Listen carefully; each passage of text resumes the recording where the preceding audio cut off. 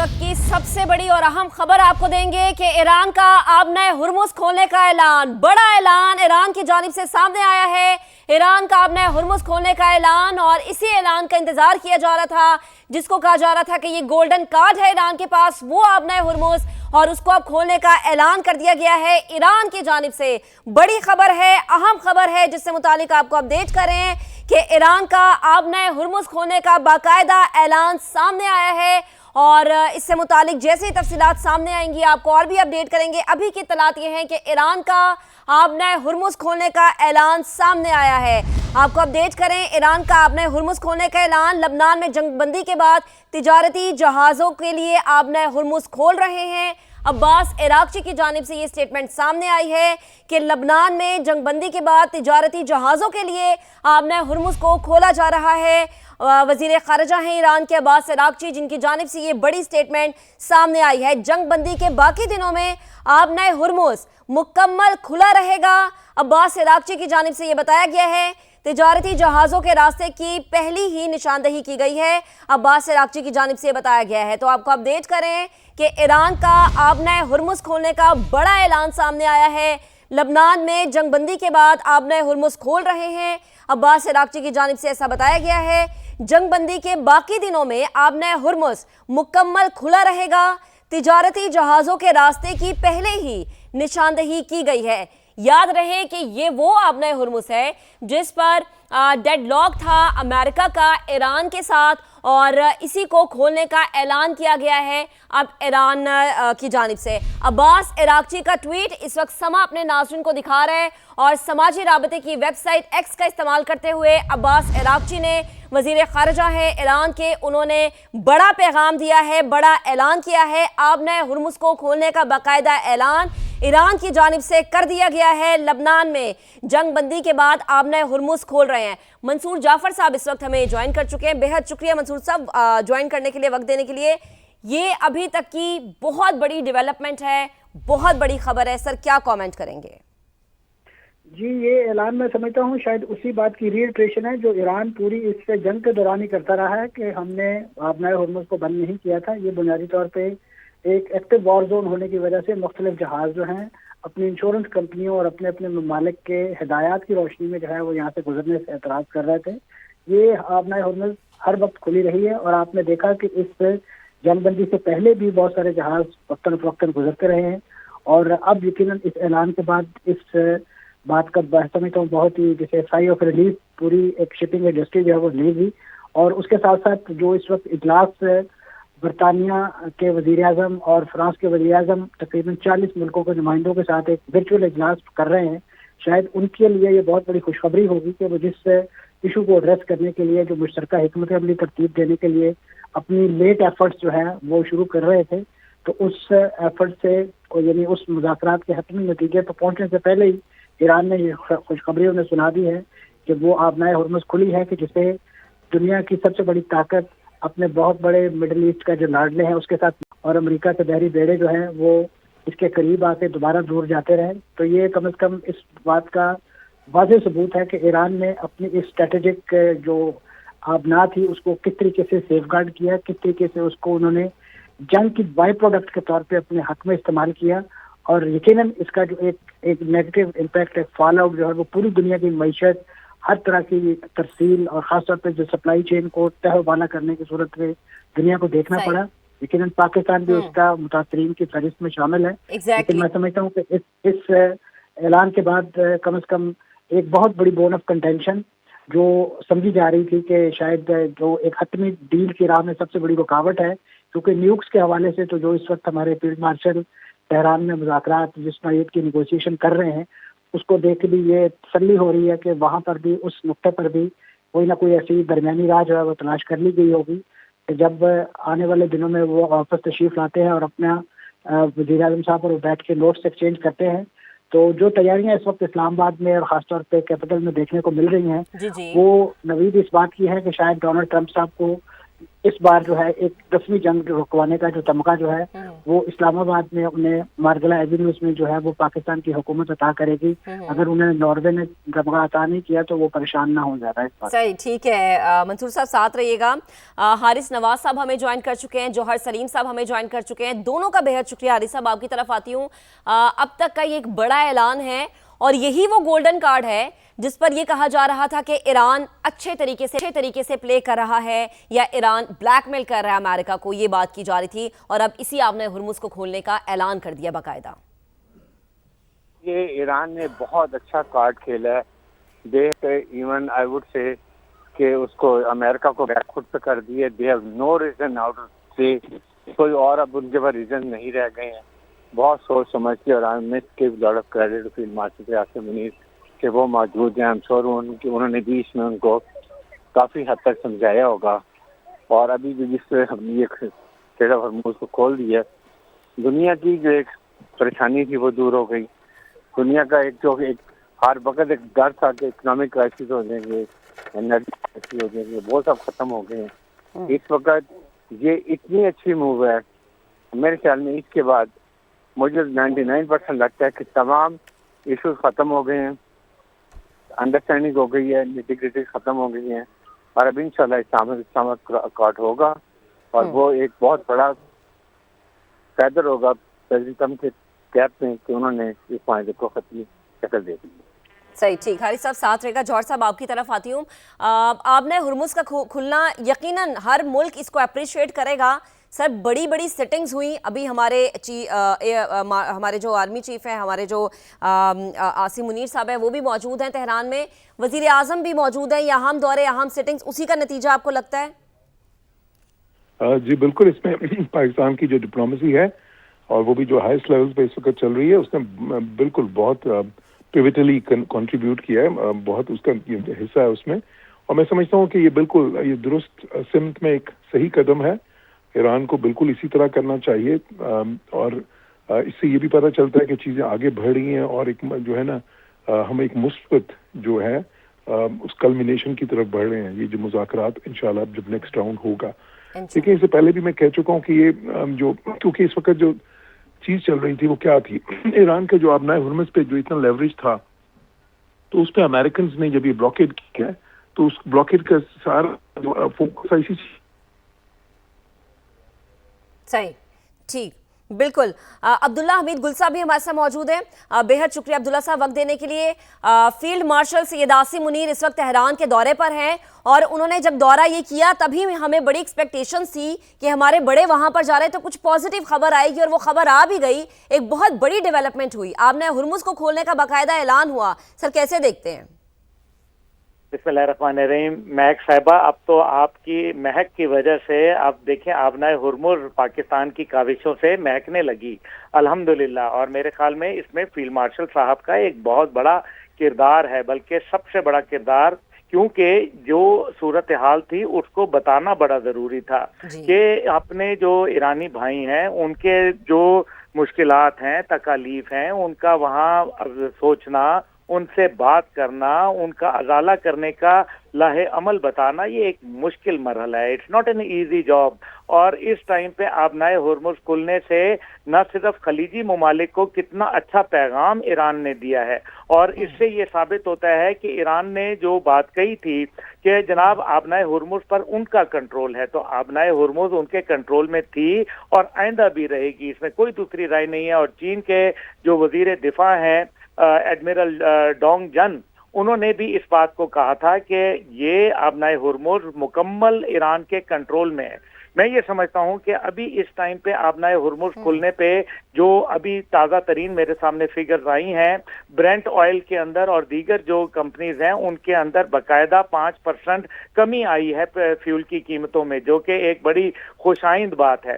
दूसरी जानिब P&L club जो है, जो कि थर्ड पार्टी इंश्योरेंस फराहम करता है, प्रोटेक्शन एंड लायबिलिटी क्लब, वो कहता है कि अगर ये जंग जैसे अभी बंद हो गई है अल्हम्दुलिल्लाह, तो इससे वो ये कहते हैं कि इवन अगर ये हो भी जाए तो उनको शिपिंग लाइनर्स को इंश्योरेंस फराहम करने में तकरीबन 12 से 24 माह दरकार हैं, जो कि जाहिर है एक लंबा टाइम है, लेकिन बहरहाल इससे जो शिप वहां फंसे में हैं उनके लिए एक ये खुशाइन बात है। पाकिस्तान का इसमें एक कलीदी किरदार है और अब्बास इराक़ची साहब की जानिब से ये बात आना यकीनन एक दुनिया के लिए राहत का पैगाम है। याद रखें कि ये तब चीजें आ रही हैं जब फील्ड मार्शल वहां मौजूद हैं और साथ ही साथ ईरान ने जब 4 नुकाती फार्मूला शेख खालिद को दिया, जो अपने सरकारी दौरे के ऊपर चीन गए हुए थे और सदर शी जिनपिंग से उनकी मुलाकात हुई। तो ये वो चीजें हैं जिनको अगर हम सामने रखें तो लगता यह है कि दुनिया लुक वेस्ट पॉलिसी से लुक ईस्ट पॉलिसी की जानिब रवां दवा है। और यही ये जो शफल हुआ है ना, एकदम से जो शिफ्ट हुआ है, इस पे बात करना बड़ा जरूरी है। हारिस साहब, जैसा कि अब्दुल्ला हमीद गुल साहब ने भी जिक्र किया इस शफलिंग का, आप मुझे ये बताएगा कि ये जो शफलिंग है पाकिस्तान के लिए तो बेहतर है, क्योंकि सिक्योरिटी प्रोवाइडर आने वाले वक्त में हम ये कह सकते हैं कि पाकिस्तान या तुर्की की तरफ अब दुनिया की नजरें होंगी। डेफिनेटली जिस तरीके से ये मिलिट्री डिप्लोमेसी फील्ड मार्शल आसमानी ने की है, आई थिंक दुनिया इसको याद रखेगी।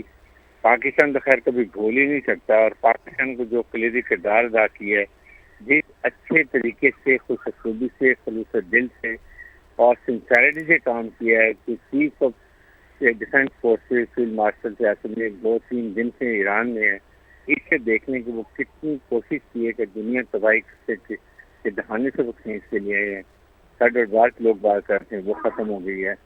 और फिर ये जो ईरान है एक इन्होंने मूव किया कि उसको खोल दिया, इससे मेरे ख्याल में तमाम ये दुनिया को पता चल गया Iran wants peace, Iran doesn't want war. अब कोई रीजन नहीं है अमेरिका के पास कि बाकी बातें ईरान की जो जायज है वो ना मानी जाए, और can be not given take will be done, और मेरे ख्याल में सब कुछ हो चुका है। This is the last irritant जो खत्म हो गया। इसके बाद मुझे पूरा यकीन है इंशाल्लाह कि 2-3 दिन के अंदर इस्लामाबाद की डेट आ जाएगी। They will come to Islamabad, draft बनेगा, फाइनल होगा। जब फाइनल होगा तो मुझे यकीन है कि प्रेसिडेंट ट्रम्प, उसके बाद ईरान के प्रेसिडेंट, उसके बाद तुर्की के प्राइम मिनिस्टर, इजिप्ट की और सऊदी अरब के वलीद, ये सब आएंगे पाकिस्तान। ये पाकिस्तान के लिए एक तारीखी लम्हा होगा, तो हमेशा पूरी दुनिया इसको याद रखेगी। बिल्कुल ऐसा ही है, और रखना भी चाहिए, क्योंकि हमारा किरदार इतना पॉजिटिव है। हम चाहते हैं कि हर वो मुल्क जो कि आपस में लड़ रहा है टेबल टॉक कर ले। और अब्दुल्ला हमीद गुल साहब, यही हमारी कोशिश तब रही थी जब हमारा इंडिया के साथ मामला खराब हुआ था। हमने कहा था कि आए मुज़ाकरात करें, अफगानिस्तान को भी यही कहा था, हमने अमेरिका और ईरान के साथ भी यही मामला किया कि आप बैठें टेबल टॉक करें, क्योंकि दुनिया में बड़ी बड़ी जंगें बातचीत से हल हो जाती हैं। अब्दुल्ला हमीद गुल साहब, अभी खबर आई जब ये कि आबना हुर्मुज़ को खोल दिया गया, तो एकदम से मेरे माइंड में एक सवाल ये आया कि आर्मी, हमारे जो फील्ड मार्शल हैं, उनका कितना जाना नेक साबित हुआ वहाँ पर। फिर सऊदी अरब में शहबाज शरीफ हमारे वज़ीर आज़म मौजूद, फिर उन्होंने कतर गए वो, फिर आज वो तुर्की गए। तो अब्दुल्ला साहब, अगर इन डॉट्स को हम कनेक्ट करें तो ऑल ओवर क्रेडिट तो पाकिस्तान के पास आ रहा है। विन विन सिचुएशन, अमेरिका कहे कि मैं विन हूं, ईरान कहे मैं विन हूं, लेकिन सर अब ये तो एक्सेप्टेबल बात है कि हम विन कर रहे हैं। ये एक ऐसा समा है जिसके ऊपर हम सारे ही महसूस हो रहे हैं। आपके चेहरे पे जो खुशी है वो असल में पाकिस्तान की कामयाबी की खुशी है, इसकी गमाजी है। देखिए, इसमें कोई शक व शुबा नहीं है कि एक अच्छा फील्ड मार्शल जहां जंग जीत के दिखा सकता है, वहां वो आलमी अमन के अंदर जंगें रोक के भी किरदार दिखा सकता है। There is no doubt about it, and I believe कि he is going to fetch the first Nobel peace prize, जो कि अमन का मिलेगा एक ऐसे फौजी को जो जंग नहीं कर रहा बल्कि जंग रोक रहा है। दूसरी जानिब भारत, देखिए भारत का आपने नाम ले लिया, अभी देखें मुझे वजू करना पड़ जाएगा नरेंद्र मोदी का नाम लेने से, तो मैं ये समझता हूं कि इस टाइम पे भारत का एक ही किरदार है और वो है no role. There is only one role for Bharat and that is no role. Gul Sahab, आपको रोकते हैं, यहाँ पर एक और बड़ी खबर आ रही है कि अमेरिका और ईरान के दरमियान मुज़ाकरात में नई पेशरफ्त हुई है। अमेरिकी मीडिया का ऐसा रिपोर्ट करना है वॉशिंगटन $20 अरब के मुंजमद ईरानी असासे जारी करने पर तैयार हो गया है। आपको बताएं कि बदले में ईरान अपने अफजूदा यूरेनियम के जखीरे से दस्तबरदार होगा। अमेरिकी मीडिया ये रिपोर्ट करता है यूरेनियम को किस तरह संभाला जाएगा, इस पर इख्तलाफात है। ईरानी जौहरी प्रोग्राम को रोकने की मुद्दत पर भी इख्तलाफात सामने आए हैं। डॉक्टर जमील साहब मुझे ज्वाइन कर चुके हैं, senior anchor person Nadeem Malik साहब मुझे ज्वाइन कर चुके हैं। मलिक साहब, सबसे पहले आपका कमेंट लूंगी। नदीम मलिक साहब, क्या कमेंट करेंगे? दो बड़ी खबरें, आबना हुर्मुज़ का खुल जाना और फिर अफसूदा यूरेनियम के जखीरे से दस्तबरदार होने की खबर जो कि अमरीकी मीडिया ब्रेक कर रहा है। दोनों बहुत बड़ी खबरें हैं जी, क्योंकि ईरान के हवाले से ये था कि उनकी एक रेड लाइन है, वो अपना अफजूदगी का प्रोग्राम तो तरक करने पे आमादा है, सिविलियन यूज तक उसको महदूद करके, लेकिन वो ये था कि 450 किलो जो उनके पास 60% तक अफजूदा यूरेनियम है वो देने पे आमादा नहीं है। तो बजाते खुद ये बहुत बड़ी खबर है। और दूसरी तरफ वो जो सीज फायर की रिमेनिंग पीरियड वो हैं तो जस्ट फ्यू डेज, लेकिन very important step forward peace की डायरेक्शन में एक बड़ा कदम है। आप ये समझिए कि एक कदम उठा लिया गया अमन की तरफ, आबना हुर्मुज़ को जो खोलने का ऐलान है अब्बास अराक्ची साहब का। तो इसका मतलब ये है कि जो फील्ड मार्शल के साथ जो इनकी मुलाकातें हुई हैं कालीबॉफ की और बाकी ईरानियन सीनियर ऑफिशियल्स की, वो स्टेप बाय स्टेप अप्रोच की तरफ बढ़ने का एक अमल है, जिसकी तरफ ये बड़ा कदम दोनों हम जो खबरें सुन रहे हैं, एक आबना हुर्मुज़ का खुल जाना, अमेरिका से ये ऐलान कि वो उनके फ्रोजन एसेट्स को अनफ्रीज कर देगा। तो इसी तरीके से अगर ईरान आमादगी जाहिर करता है न्यूक्लियर प्रोग्राम के हवाले से, तो मेरे ख्याल में जल्द ही हमें अमेरिका से सैंक्शन खत्म होने का ऐलान भी जल्दी सामने आना चाहिए, क्योंकि ये सारा एक ही प्रोसेस का हिस्सा है, मुख्तलिफ उसके मराहिल हैं, कौन सा पहले आता है कौन सा बाद में आता है, सिर्फ उसका इंतजार करना पड़ेगा। लेकिन अच्छी बड़ी पेशरफ्त है, अमन की तरफ बड़ी पेशरफ्त। जी सही, ठीक है मलिक साहब साथ रहेगा। डॉक्टर जमील खान साहब भी हमें ज्वाइन किए हुए हैं। डॉक्टर साहब आप फरमाएगा, जैसा कि मलिक साहब कह रहे थे कि अमन की तरफ एक बड़ा अहम कदम है ये, और ये कदम उठाया ईरान ने, सालिसी का किरदार पाकिस्तान ने अदा किया। हमारे फील्ड मार्शल तेहरान में मौजूद हैं। सर, हमें याद है कि गुज़िश्ता रात एक बड़ी मुलाकात हुई थी ईरानी सदर मसूद पेज़ेश्कियान की और फील्ड मार्शल की, उसी मुलाकात का नतीजा है ये? जी, उस मुलाकात के अलावा भी और बहुत सारी मुलाकातें यकीनन हुई हैं ईरान में जब फील्ड मार्शल गए, और सबसे कलीदी दौरा यही था। और मिलिट्री डिप्लोमेसी की ये जो मूव है और ये जो कामयाबी है, और जिस अंदाज में इस कामयाबी को यहाँ तक मिलिट्री डिप्लोमेसी की वजह से पहुंचाया गया है ट्रेडिशनल डिप्लोमेसी ने, वो टेक्स्ट बुक में अब पढ़ाया जाएगा, क्योंकि ये दुनिया का एक छोटा मसला नहीं था। दौरे हाजिर में ये दुनिया का सबसे बड़ा मसला था। दुनिया सोच नहीं सकती थी कि आबना हुर्मुज़ ये तो एटम बम से ज्यादा प्रॉब्लम क्रिएट कर गया। आबना हुर्मुज़ बंद होने से पूरी दुनिया दर्द में आ गई, अचानक दर्द में आ गई, मईशत खराब होना शुरू हो गई, रिसेशन शुरू हो गया। ये आज की बात है, IMF कहता है रिसेशन शुरू हो गया इधर से, और ये कब तक और मामलात ये खराब होते रहते। सिर्फ एक ऑयल की प्राइस नहीं थी, हीलियम की वजह से दुनिया में जितने हिस्से पुर्जे और इलेक्ट्रॉनिक आइटम्स हैं, इलेक्ट्रिक कार्स हैं, उनके मसाइल पैदा हो गया। सल्फर की वजह से तांबा पीतल जो है उसको प्रोसेस करना बंद हुआ, जिसकी वजह से बहुत सारे इलेक्ट्रॉनिक और उसके अलावा व्हीकुलर जो हमारी पूरी मूवमेंट बंद हो रही है। और उसके साथ साथ फर्टिलाइजर जो 30% है, उसकी वजह से दुनिया में बुआई का जमाना है अमेरिका में, नॉर्थ अमेरिका में, और उसमें अगर उनको फर्टिलाइजर नहीं मिलता है तो 30% कहत तो वैसे ही पड़ना शुरू हो जाएगा। तो ये जो सारी चीजों का अगर अहाता करें, और अगर आप बात करते हैं ईरान की, आपकी चैनल पे मैंने कहा था कि आबना हुर्मुज़ को खोलना इतना बड़ा मसला नहीं है, मसला वही एनरिचमेंट का और 450 किलोग्राम 60% जो अफजूदा मटेरियल था उस पर आके बात अटकी हुई थी, और वो भी मैंने बताया था आपके चैनल्स पर, और बाकी यकीनन आपके जो तजिया निगार है बताते रहे। वो ये हुआ था, अगर 2015 की बात करें या अब की बात करें या उससे पहले की बात करें, तो नेतन्याहू इसी बात पर बज़िद था एनरिचमेंट पर। लेकिन हुआ क्या, एक तो हमारी कोशिशें काविशें, जो हमारी उड़ान जो फॉरेन पॉलिसी की शुरू हुई, जिससे एक एतमाद बना, उस एतमाद के बाद ये हमें मौका मिला, उस मौके को हमने खुश असलूबी से निभाया, और खुश असलूबी से निभाने में हमने दुनिया को बताया कि मिलिट्री डिप्लोमेसी किताब में तो पढ़ाई जाती है, उसका प्रैक्टिकल अंदाज ये है, ये हमने दुनिया में बताया। और अब जिस तरह मेरे दोस्त अब्दुल्ला गुल साहब फरमा रहे थे, दुनिया में 3 जनरल आज तक हैं दुनिया की तारीख में। ठीक है डॉक्टर साहब, आपको यहाँ पर रोकेंगे। एक बड़ा ट्वीट आ रहा है जिससे मुतालिक आपको बताएं कि ट्रंप का आबना हुर्मुज़ खोलने पर ईरान से इजहार तशक्कुर, शुक्रिया ईरान। अमरीकी सदर का सोशल मीडिया पर यह पैगाम, जिससे मुतालिक आपको अपडेट कर रहे हैं कि ट्रंप का अब नए हुर्मुज़ खोलने पर ईरान से इजहार तशक्कुर। सुपर पावर अमेरिका जिसके सदर डोनाल्ड ट्रंप जिन्होंने एक ट्वीट किया है और उस ट्वीट में उन्होंने बाकायदा ईरान का शुक्रिया अदा किया है। लिख रहे हैं कि शुक्रिया ईरान। अमेरिकी सदर का सोशल मीडिया पर यह पैगाम जिससे मुतालिक आपको अपडेट कर रहे हैं। और ट्रंप का आबना हुर्मुज़ खोलने पर ईरान से इजहार तशक्कुर। ये जो अमेरिकी सदर डोनाल्ड ट्रंप ने ईरान से शुक्रिया किया है वो ट्वीट इस वक्त समा अपने नाज़रीन को दिखा रहा है और बाकायदा तौर पर ईरान का शुक्रिया अदा किया गया है। अमन की जानिब एक कदम ईरान ने उठाया, इसका सालिस है पाकिस्तान और इस पर अब शुक्रिया हमें करता नजर आ रहा है अमेरिका। और अब हम आपको दिखाते हैं और बता रहे हैं आबना हुर्मुज़ की जरा डिटेल। आबना हुर्मुज़ से तिजारती जहाज़ों की आमदोरफ्त शुरू हो गई है।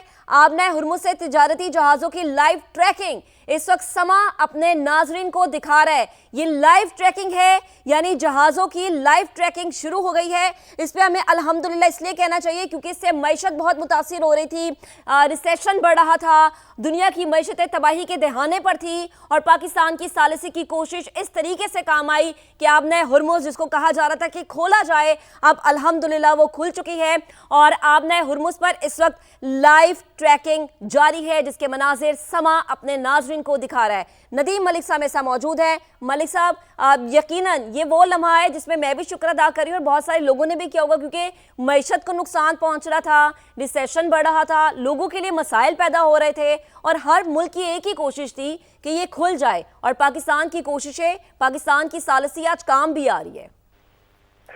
शुक्र है कि ट्रंप के मुंह से कोई अच्छे अल्फाज निकले हैं क्योंकि अभी तक उनकी कोशिशों से सिर्फ मार्केट में आग ही लगती रही है, तबाही होती रही है। तो अगर कोई अच्छे अल्फाज उनके मुंह से निकले तो उसका भी शुक्रिया अदा उनका भी करना चाहिए कि बहुत मेहरबानी आपकी। ट्रंप के जितने बयान थे उससे ऑयल प्राइसेस दुनिया में इनको आग लगी हुई थी। तो अभी मुझे किसी ने एक छोटा सा कॉमेंट शेयर किया है, बड़ा इंपॉर्टेंट है। उन्होंने कहा ट्रंप के बयान से $100 के ऊपर तेल की कीमत गई थी, अब्बास अराक्ची के एक स्टेटमेंट से 10% नीचे आ गई है। तो इट इज़ वेरी सिग्निफिकेंट। $100 से सीधा 85 पे आ गई है, कोई 10-12% डिक्लाइन आ गई है। आज इनके एक ट्वीट के बाद ये बात राखी के पिछले लास्ट फ्यू मिनट्स या आवर्स कपल ऑफ आवर्स के अंदर ही 10% रिडक्शन है इंटरनेशनल ऑयल प्राइसेस में। WTI जो अमेरिकी खाम माल, अमेरिकी मंडी का तेल है, उसकी कीमत में इतना डिक्लाइन है।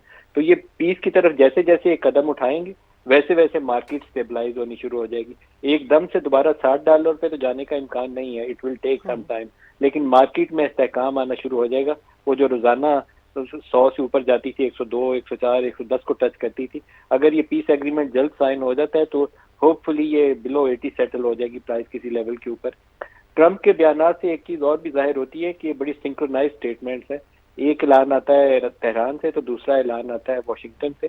तो ये इसी तरह स्टेप बाय स्टेप आगे बढ़ रहे हैं। मेरे ख्याल में यही वो प्रपोजल है जो फील्ड मार्शल ने वाशिंगटन को भी दी है और यही वो प्रपोजल है जो उन्होंने तेहरान को भी दी है कि कॉन्फिडेंस बिल्डिंग करें, एक दूसरे के साथ एक एक कदम उठाएं, पीस की तरफ बढ़े, एक एक कदम आगे बढ़ेंगे तो दूसरे को एतमाद आएगा। तो ये अब्बास अराक्ची की स्टेटमेंट के फौरन बाद उधर से अगर शुक्रन का बयान आ गया तो अब तवक्को रखें कि बाकी भी कुछ अच्छे बयान सामने आएंगे जिसमें एसेट्स को डिफ्रीज करना और सैंक्शन की रिमूवल भी शामिल है। तो बड़ी अच्छी सिग्निफिकेंट डेवलपमेंट है। अल्लाह करे कि ये पेशरफ्त सही समत में ही आगे बढ़े। तो दरमियान में डर लगा रहता है कि वो जो स्पॉइलर है बहुत बड़ा इसराइल, वो कोई ऐसी साजिश ना करे कि कोई मिसाइल पैदा कर दे। बहुत तेजी के साथ इन्हें अब आगे बढ़ जाना चाहिए, ज्यादा इसको ताखीर का शिकार नहीं करना चाहिए। जी सही, ठीक। हारिस साहब आपकी तरफ आती हूँ, अभी खबर आ रही है, ठीक है, जमील साहब आपकी तरफ आती हूँ। डॉक्टर जमील साहब मुझे बताएगा, अभी एक खबर आ रही है मार्केट से ये कि WTI खाम तेल 7.25% गिर चुका है। सर डिक्लाइन आया है और जाहिर सी बात है कि चाहते भी यही थे कि डिक्लाइन हो क्योंकि पाकिस्तान में हमने देखा कि जंग तो वहाँ थी लेकिन सफ़र पाकिस्तानी भी कर रहे थे और कहा जा रहा था कि इन्फ्लेशन अब तो डबल फिगर में दाखिल हो गया तो आने वाला वक्त ज़्यादा ख़राब हो सकता है। लेकिन शुक्र है कि ये आबना हुर्मुज़ खुल गई है। सर मज़ीद जो पॉइंट था यूरेनियम अफजूदगी का, उस पर भी ईरान मान चुका है बकौल अमरीकी मीडिया के। अब पीछे क्या चीज रह गई? बाकायदा ऐलान? जी बाकायदा ऐलान और डोनाल्ड ट्रंप की आमद जो खुद उन्होंने कहा कल जब वो हेलीकॉप्टर में चढ़ रहे थे लॉस वेगस जाने के लिए, तो उस वक्त जब अखबारी नुमाइंदों से जब उनकी बात हो रही थी तो उन्होंने खुद इस चीज का अपने जुबानी बताया कि अगर ये डील हो जाती है तो मैं भी वहां जाऊंगा, शायद मैं भी पहुंच जाऊं, जो उसका अंदाज है। लेकिन मेरा अपना तजिया ये कहता है कि वो जरूर आएंगे। और क्यों आएंगे मैं बता दूं, दुनिया जिस दर्द में मुब्तला हो गई थी इसका अंदाजा जंग छेड़ने वालों को अमेरिका और इजराइल को नहीं था। इजराइल खुद बहुत दर्द में मुब्तला हो गया। अब भी वहां कुछ इलाकों से दिमुना से धुएं उठ रहे हैं, अभी हैफा से धुएं उठ रहे हैं कुछ मकामात पर, अब भी तल अवीव से धुएं उठ रहे हैं। तो ईरान भी, और ईरान के पास according to intelligence agencies published कि अब भी 50% से ज्यादा उनके पास वो मिसाइल हैं। तो ये सारा इजराइल को भी अंदाजा था, इजराइल को भी थोड़ा, इजराइल बात तो खैर नहीं आएगा, लेकिन उसको भी थोड़ा सा चाहिए था कोई पॉज जिसमें कि वो अपने आप को रीगेन करे। लेकिन बहरहाल इसमें डोनाल्ड ट्रंप का एक बहुत बड़ा किरदार है कि जो उनको अपने अवाम की एक प्रेशर मिला, और उन्होंने खुद बताया अखबारी नुमाइंदों से बात करते हुए कि मुझे एहसास है कि कितनी मईशत की लिहाज से प्रॉब्लम अमेरिका में हो रही है। और अपने कैंपेन में उन्होंने कहा था कि मोबाइल की कीमत गिराऊंगा, और ये तो मामला ही दूसरा हो गया। और आपको मैं बताता चलूं, डोनाल्ड ट्रंप को इस चीज का बहुत इदराक, और रिपब्लिकन को और अमेरिकन को बहुत इदराक है कि जब भी पेट्रोल की ये क्रूड ऑयल की कीमत $110 से बढ़ी है अमेरिका में पिछले 100 सालों में, तो उस दौरे हुकूमत की, उस वक्त की हुकूमत, चाहे वो रिपब्लिकन की हो या वो डेमोक्रेट्स की हो, तो उनकी 20 से 24 सीटें जो है जाया हो जाती थी, हार जाते थे वो अपने इसमें लोअर हाउस में खासतौर पर, और अपर हाउस में भी। तो वो उसमें मिड टर्म इलेक्शन में हार जाते तो उनकी अक्सरियत टूट जाती। अक्सरियत टूट जाती तो चंद कांग्रेस मैन और वुमेन ने कहा था कि हम तो 25th अमेंडमेंट को इन्वोक करेंगे और इम्पीचमेंट का सिलसिला करेंगे। बहुत सारे खतरात वहां भी शुरू हो गए थे। लेकिन वापस मैं इस बात पर आ जाता हूं कि जो ऑयल का मामला है, आपको मुसलसल ये ग्राफ नीचे नजर आता जाएगा। अगले 2-3 दिन आप देखेंगे कि ऑयल अपनी अपनी शक्ल में या उससे कम में आ जाएगा। इसी तरीके से स्टॉक जिस तरीके से गिरा था, उसी तरीके से आप देखेंगे कि तकरीबन 3 ट्रिलियन के करीब इश्तिहाक में गिरावट, स्टॉक्स में गिरावट आई थी। अब दोबारा बढ़ता शुरू आप देखेंगे। तो इन तमाम चीजों को अगर देखें, और फिर बाकी जो मैं जिक्र कर चुका हूं कि जिन जिन चीजों की कमी, खुराक की कमी होने वाली थी, अब शुक्र है कि खाद अब भी मिल जाएगी उन आबादगारों को, उन किसानों को। तो कुछ खुराक में जो 30% कमी होनी थी दुनिया में, उसमें कम अज कम उसका मसला हल हो जाता। तो उस लिहाज से अगर देखा जाए, आपने मुझसे सवाल किया, सवाल का दूसरा हिस्सा अफजूदगी, यूरेनियम अफजूदगी के बारे में। ईरान ने जब पिछली बार भी जब JCPOA हो रही थी तो रशिया के हवाले किया था ना उन्होंने अपनी अफजूदा शुदा मटेरियल, और रशिया ने उसको डिग्रेड करके वापस उनके हवाले किया था पहले भी। तो ईरान को तो अगर आप इनके स्टेटमेंट देखें, और खासतौर पर आखिरी स्टेटमेंट आप देखें ओमान के फॉरेन मिनिस्टर की, जो कि जेनीवा में जो वो मीडिएट करा रहे थे, और इनरिचमेंट के हवाले से उन्होंने कहा था कि ईरान काफी हद तक राजी हो गया है, लेकिन उसके फौरन उस पर हमला हो गया। जून में भी इसी तरह बात हुई। तो ईरान को इस वक्त, क्योंकि ईरान के 10 पॉइंट्स थे, और दर हकीकत मैं आपके चैनल्स पे बाकी जगहों पर कहता रहा हूं कि दर हकीकत वो 3 पॉइंट हैं, वो पॉइंट्स की रेपिटेशंस है। इसी तरह 15 पॉइंट दर हकीकत 4 पॉइंट है। तो वो मुझे इन चीजों का एक अक्स नजर आ रहा था। तो उस लिहाज से जो हमारी मीडिएशन और जो हमारी तकोदो हुई और जो हमारी शब-रोज मेहनत की गई है, हमारे अकाबरीन ने, अस्करी अकाबरीन ने और हमारे सियासी अकाबरीन ने, और खास तौर पर सर फहरिस्त ऑफ कोर्स ये बहुत जरूरी है मेंशन करना कि फील्ड मार्शल सैयद आसिम मुनीर साहब, उनका इस मामले में ईरान में जाना, this is a change, game changer इस वक्त साबित हो रहा है। ईरान में जाना, देखिए अगर कि एक मुल्क जिसे जंग ज़दा करार दिया गया हो, जहां की एयर बेसिस फाल ही ना हो, वहां पर हमारे फील्ड मार्शल जा रहे हैं, और सिर्फ सालिसी हमारी इस हद तक नहीं बल्कि हम वहां पर मुलाकातें कर रहे हैं। हमारे वजीर आजम दूसरे मुमालिक में मुलाकातें कर रहे हैं। हमारी कोशिश यही है कि हम टेबल टॉक के जरिए मामलात को हल कराएं। जमील साहब, एक और इसमें पॉइंट बड़ा अहम है कि लबनान में जंगबंदी के बाद हमने आबने हुर्मुज खोली है। अब्बास इराक्ची ने अपने ट्वीट में ये बात मेंशन की है। बड़ा कंसर्न ईरान डे 1 से है लबनान को लेकर। सर, इस पर भी जरा रोशनी डालिएगा। देखिए, अब 10 पॉइंट जो ईरान ने दिए थे हमें और हमने अमेरिका को दिए, और 15 पॉइंट अमेरिका ने जो दिए थे हमें, वो हमने ईरान को दिया, और उसमें फाइन ट्यूनिंग हमने करवाई। हमारे जो इस वक्त मिलिट्री डिप्लोमेसी और ट्रेडिशनल डिप्लोमेसी के तहत जो शटल डिप्लोमेसी आप देखें, तो उसमें ईरान का पहला नुक्ता अगर आप देखें, निकाल के अपने रिसर्चर्स को कहें, तो उन्होंने जिक्र ही किया था कि इराक, लबनान और यमन में जंग का मुकम्मल खात्मा। ये कहा था। और फिर इस जो इस्लामाबाद में मीटिंग हुई उसमें भी इसका जिक्र बार बार आया। तो वो नेतन्याहू इस पर तैयार नहीं थे। और ये अमेरिका पर अगर माशी दबाव न पड़ता, अपने अवाम का दबाव न पड़ता और अमेरिका में कांग्रेस का दबाव न पड़ता, रिपब्लिकन उसमें से कुछ ऐसे हैं जो कि उसमें दबाव में आ गए, और उसकी वजह से अगर एक फिजा नहीं बनती, तो एक इजरायली लॉबी के खिलाफ पहली मर्तबा अमेरिका में उन जलसों में नारे लगे हैं।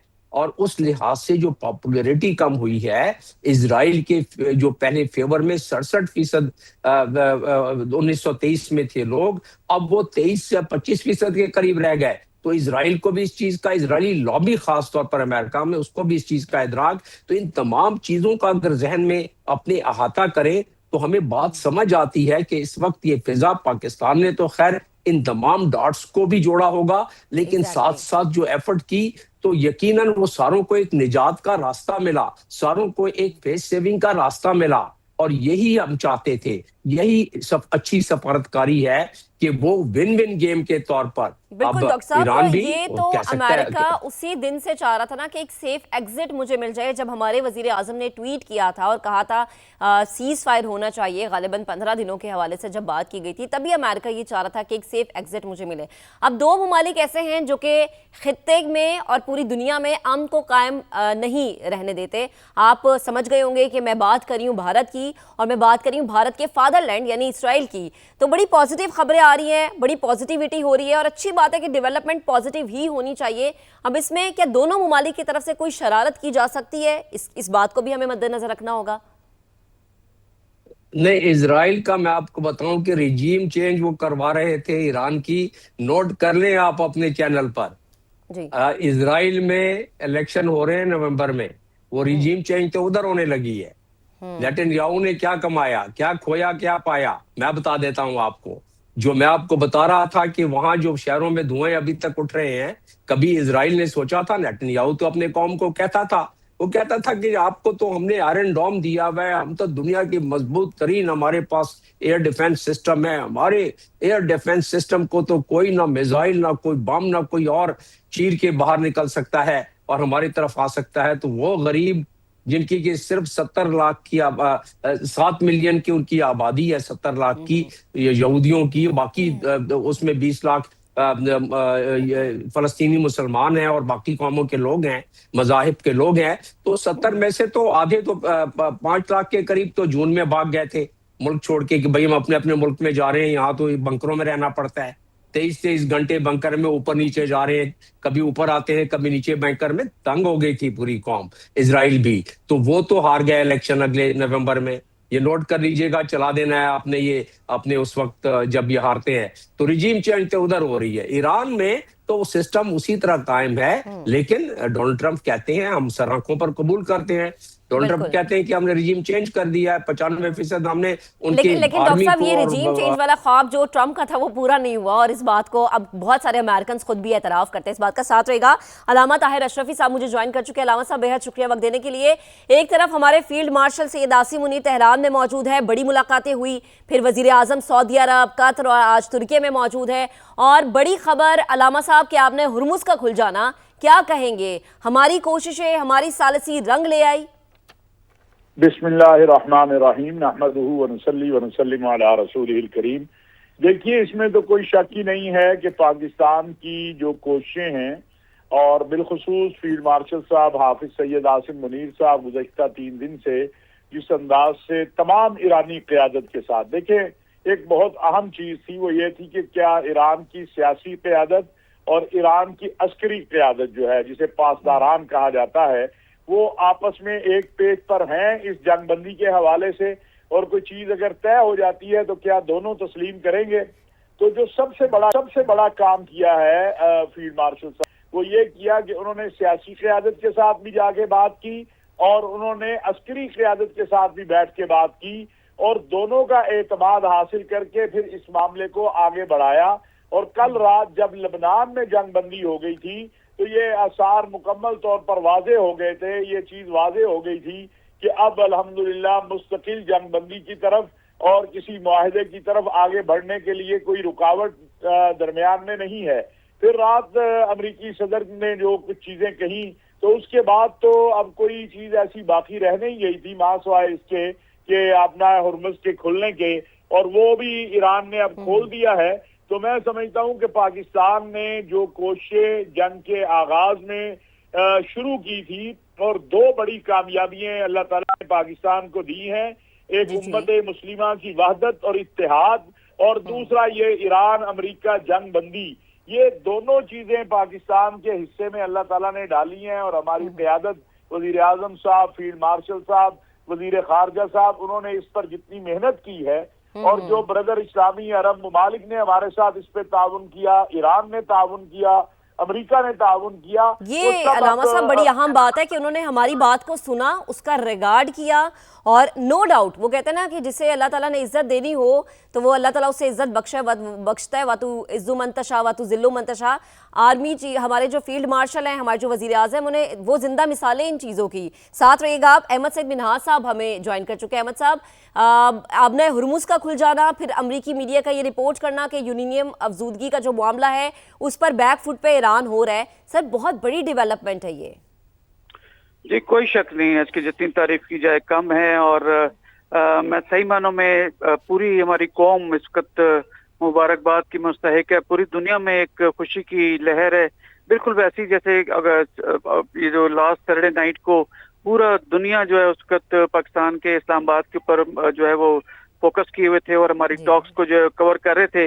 इसी तरीके से हमारे फील्ड मार्शल आसम मुनीर साहब और प्राइम मिनिस्टर साहब की फोटोग्राफ्स और उनके जो ट्रैवल हैं, जितने वो बातचीत कर रहे हैं, उसके साथ पूरी दुनिया का मीडिया इस वक्त एक ही खबर को कवर कर रहा है कि पाकिस्तान की सालिसी की वजह से अल्हम्दुलिल्लाह अपना हुर्मुज़ खुली, और अपना हुर्मुज़ का खुलना मैं समझता हूँ जो एक रिसेशन आने जा रही थी, जिसकी वजह से खुदा न खास्ता थर्ड वर्ल्ड वॉर की जो है मिलिट्री एनालिस्ट बात कर रहे थे, उन तमाम चीजों से एकदम से पीछे गए। और रिसेशन जो 100 साल के बाद रिपीट होती है दुनिया में, जो कि हम एक्सपेक्ट कर रहे थे कोविड के दौरान, और अब दोबारा से कहा कि शायद 6 साल के बाद ये दोबारा अब इसके खतरात लाक हो गए, तो सिर्फ और सिर्फ सिंगल हैंडेडली पाकिस्तान की मिलिट्री और सियासी क़यादत ने जैसे इसको हैंडल किया है, और जैसे दोनों फ्रीकैन ने पाकिस्तान पे एतमाद रखते हुए जिस तरह सीक्रेसी के साथ, जिस तरह इज्जत के साथ, दोनों के लिए फेस सेविंग का एनवायरनमेंट क्रिएट करते हुए, दोनों के लिए विन विन सिचुएशन, दोनों के लिए डोमेस्टिक ऑडियंस की सेंसिटिविटीज को भी सामने रखते हुए इस तरह की बातचीत करना कि दोनों को एक टेबल पे बिठा देना, जो कि 49 साल से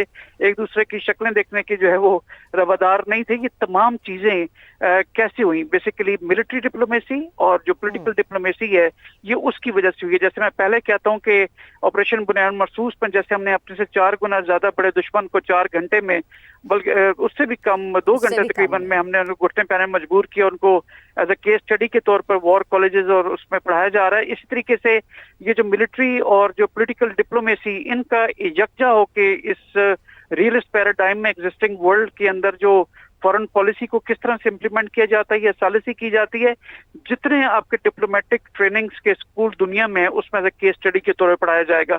एक न्यू नॉर्मल जो हमने मिलिटरीली ऑपरेशन बुनियाद मरसूस के बाद क्रिएट किया था, जनरेट किया था, बिल्कुल एक न्यू नॉर्मल हमने डिप्लोमेसी के अंदर भी अल्लाह ने हमारी जो है हक में एक हमें कामयाबी हमारे हक में लिखी है। और वो मैं पहले भी कहता हूँ कि ज्योग्राफिया आपस में बात नहीं करता, ज्योग्राफिया नहीं लड़ता, लीडर्स लड़ते हैं, लीडर्स बात करते हैं। तो सही मानों में अल्लाह ने हमें ऐसा कोई कम्बिनेशन लीडरशिप का दिया इस वक्त कि जिसने पाकिस्तान के झंडे को मजीद बुलंद किया है। पूरे पाकिस्तानियों को, हमारे रिश्तेदार हैं, आपके भी रिश्तेदार होंगे, सुनने वालों के भी जो इस पर डायस्पोरा दीगर ममालिक में, वो सब फोन के ऊपर यही कह रहे हैं कि पाकिस्तानियों को जहां जहां पे देखा जाता है और पाकिस्तान का नाम आता है तो हमें वो जो है रश की निगाहों से देखते हैं। हमारे बारे में इतनी पॉजिटिविटी, हमारे पासपोर्ट की इतनी इज्जत बढ़ गई है कि जिसके पास हमारा पासपोर्ट है, जो पाकिस्तानी हमारा पासपोर्ट रखता है, वो वही को कहते हैं ना कि सर फखर से उसका बुलंद है और वो दिखाता है कि मैं पाकिस्तानी पासपोर्ट होल्डर हूँ। डॉक्टर साहब आपकी तरफ आती हूँ। कल डोनाल्ड ट्रंप ने एक बात की थी और उन्होंने कहा कि जो नुकसान हुआ है ईरान का, अरब ममालिक उसको कंपनसेट करेंगे। अरब ममालिक में तो वैसे ही बड़ा नुकसान हो गया क्योंकि जो मिलिट्री फुटप्रिंट्स थे गल्फ में उनको निशाना बनाया गया ईरान की जानिब से। So do you really think कि अरब ममालिक इस चीज़ को कंपनसेट करने के लिए तैयार होंगे? क्योंकि एक शर्त, डॉक्टर साहब एक शर्त, एक और चीज मैं बताना चाह रही हूँ कि एक शर्त जो है वो ईरान की तरफ से ये भी रखी गई थी। देखिए कंपनसेशन की तो बात की है, उन्होंने कहा कि तकरीबन 270 अरब डॉलर हमारे जो है वो नुकसान हुआ है ईरानियंस का, और इसको अमेरिकन को पूरा करना चाहिए। प्रेसिडेंट ट्रंप ने कहा कि जो है वो जो वो मशरक़ी वस्ता के ममालिक है वो करेंगे। ये तो खैर उनके प्रेसिडेंट ट्रंप से आप किसी भी किस्म की स्टेटमेंट जो है वो एक्सपेक्ट कर सकते हैं, वो जो दिल में होता बोल देते हैं, बाद में डिप्लोमेटिक कोर उनके डैमेज कंट्रोल करती रहती है। लेकिन फिर भी हैविंग सेड दैट मेरे ख्याल में कुछ न कुछ लाजमी जो है वो इनको कंपनसेशन अदा की जाएगी, चाहे वो अमेरिकन की जानिब से हो, चाहे दीगर लाइक माइंडेड स्टेट्स की जानिब से हो, चाहे वो मशरक़ी वस्ता के ममालिक की जानिब से हो। कि मशरक़ी वस्ता के ममालिक का जो नुकसान हुआ है वो सिर्फ उन बेसिस पे हुआ है जहाँ पे अमेरिकन मौजूद थे, बाकी उस तरह से नहीं है। तो लिहाजा ये हो सकता है कि डील अगर होती है तो उसके अंदर ये एलिमेंट बिल्कुल हो सकता है, लेकिन कितना होगा? 270 बिलियन डॉलर्स उनको देंगे? 270 नहीं हो तो हो सकता है 200 दे दें, 100 दे दें। लेकिन अब तमाम नेगोशिएशंस ये जो ड्राफ्टिंग की जा रही है इसका मसवदे की जो पीस एग्रीमेंट का है, जिसमें पाकिस्तान जो है उसमें कलीदी किरदार अदा कर रहा है, दोनों अफ्रीकैन भी उसमें उनके टेक्निकल एक्सपर्ट्स बैठे हुए हैं। तो जब उस पर दोनों अफ्रीकैन बैठेंगे तो कुछ क्विड प्रो को करेंगे, कुछ लेंगे कुछ देंगे, क्योंकि सालिसी के अंदर ये जरूर होता है। लेकिन अपने पब्लिक जो डोमेस्टिक ऑडियंस के लिए इस तरह की सख्त शराइत जो है वो लाजमी सामने रखी जाती हैं।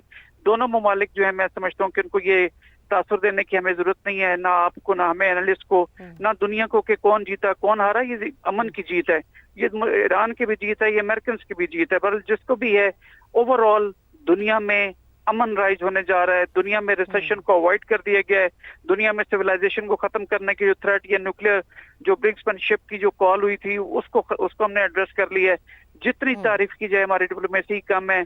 और मैं आखिर में ये जरूर कहूंगा कि जो कोई भी बड़ा एक टाइटल हो सकता है पीस के हिसाब से रिकग्निशन के लिए, वो हमारे फील्ड मार्शल आसिम मुनीर साहब और हमारी पॉलिटिकल क़यादत उसको सही मानों में अब डिजर्व भी करती है। और इंटरनेशनली आप देखेंगे कि इसको यूनाइटेड नेशंस लेवल के ऊपर भी और जो दीगर ममालिक जो इसका पार में है, मेरे ख्याल में कोई ना कोई इनको जो है वो जाती तौर पे भी रिवॉर्ड किया जाएगा। और पाकिस्तान के लिए तो बिल्कुल अहमद साहब वो डिजर्व भी करते हैं, और पूरी दुनिया अब इस चीज की गवाही दे रही है कि हमारे फील्ड मार्शल ने जो काम किया, हमारे वजीर आजम ने जो ये काम किया, कोई कर ही नहीं सका। डॉक्टर साहब मैं यही आपसे कमेंट लेना चाहूंगी। डॉक्टर जमील खान साहब मुझे बताएगा कि इस तमाम तर मामले में हमें रशिया भी खामोश ज्यादा नजर आया और चाइना भी हमें खामोश नजर आया।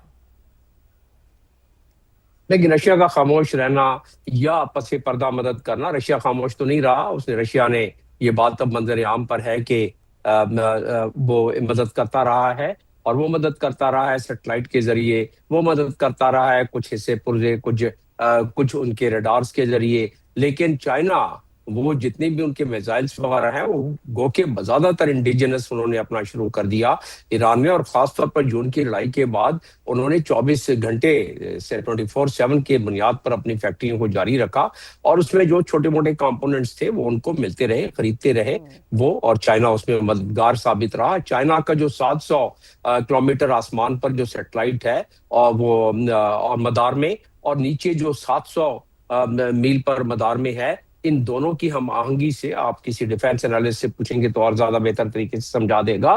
तो जो चुन चुन के निशाने ईरान ने लगाई हैं इसमें इजराइल के तमाम शहरों पर, उसमें जाहिर है चाइना और इनकी। लेकिन अब आ जाते हैं इस बात कि हाँ मैदान में क्यों नहीं कूदे। चाइना और रशिया का मैदान में कूदने का मतलब है जंग अजीम तीसरी, और जंग अजीम तीसरी का कोई भी दुनिया में मुतामल नहीं हो सकता था। वो उस तरफ जा सकती थी बात, जिस अंदाज में भी जा सकती थी, तो ना चाइना चाहता था और ना वो। और चाइना के अपने एक 2030 तक अपने उसके एक अहदाफ है, एक अज़ाइम है, वो चाहता है कि इसी अंदाज में आहिस्ता आहिस्ता करके 2030 तक अपने अहदाफ हासिल कर ले। अब मेरा मानना यह है कि ये जो पैराडाइम चेंज हुआ है, इस जंग ने बहुत सारी चीजें बहुत सारे मुल्कों को सिखा दिया कि अंडर एस्टिमेट नहीं किया जाना चाहिए। वो समझते थे कि ईरान 47 सालों से जो है वो तबाह बर्बाद हो गया है, उसमें कहाँ इतनी कुव्वत होगी कि दुनिया की सबसे बड़ी ताकत के सामने, इजराइल के सामने, वो ढेर ना हो जाए 5, 8, 10 दिन में, 15 दिन में। ये तो ईरान खड़ा हो गया, पता नहीं कितने महीने और अपने पैरों पर खड़ा रहता, और ईरान ने एक रिजल्ट दिखलाया। तो दुनिया ने इससे काफी सबक सीखा है, इस खित्ते ने काफी सबक सीखा है। और आप देखेंगे कि आने वाले अयाम में, आने वाले सालों में, आने वाले दिहाइयों में और वो जो सफर था ग्लोबल नॉर्थ से ग्लोबल साउथ का, जिसको कि 20 से 25 साल लगने थे, अब वो 10 साल के अंदर सफर तय हो जाएगा। और वो सफर तय तेजी से हो जाएगा। चाइना को इससे ज्यादा और क्या चाहिए? चाइना को ताइवान के हवाले से सबकत मिल जाएगी, यूक्रेन के हवाले से रशिया को मिल जाएगी, और इससे पूरे खिते में जो ग्लोबल साउथ है उसका ज्यादा, पाकिस्तान तो ग्लोबल साउथ का हिस्सा है ना, एससीओ का हिस्सा है, ईसीओ का हिस्सा है। पाकिस्तान अब उसमें बड़ा मजबूत मुल्क उभर के निकला है, और पाकिस्तान ने दुनिया के दर्द का, माशी दर्द का मदावा किया है इस वक्त। और इसीलिए जो ब्रिगेडियर अहमद साहब सही कह रहे थे कि उसमें जो, क्योंकि उन्होंने मदावा किया है, लिहाजा अब दौरे हाजिर का ये सबसे बड़ा मसला था जो कि आउट ऑफ प्रोपोर्शन चला जा रहा था, और इसीलिए ये विन विन पोजीशन बन गई है। और हमें कोई एतराज नहीं अगर डोनाल्ड ट्रंप कहते हैं 90% तबाह कर दिया। हम तो देखिए ना, एक दफा फिर से ये पैगाम गया कि हम तो खित्ते में अमन चाहते हैं। हम ये चाहते हैं कि खित्ता बल्कि पूरी दुनिया सुकून के साथ अपनी अपनी जिंदगियां गुजारे। क्या रखा है जंगों में? अब जंगों में क्या रखा है, इससे मुझे याद आता है कि हमारी तो मईशत, हमारी भी मईशत डगमगाई, बाकी दुनिया की मईशतें भी डगमगाई। माहिर मुआशरत आबिद सुलैरी साहब मुझे ज्वाइन कर चुके हैं। आबिद साहब, आबना हुर्मुज़ का खुलना, फिर जहाज़ों की लाइव ट्रैकिंग हमने अपने नाज़रीन को दिखाई, ये एक बड़ा पॉजिटिव जो है वो इकदाम है, क्योंकि हमें याद है कि ऑयल प्राइसेस ऊपर जा रहे थे, इन्फ्लेशन डबल रेट पे जा रही थी, और कहा जा रहा था कि आने वाले वक्त में मजीद महंगाई होगी, दुनिया में मजीद चीज़ें हमें महंगी नजर आएंगी। सर क्या कहेंगे?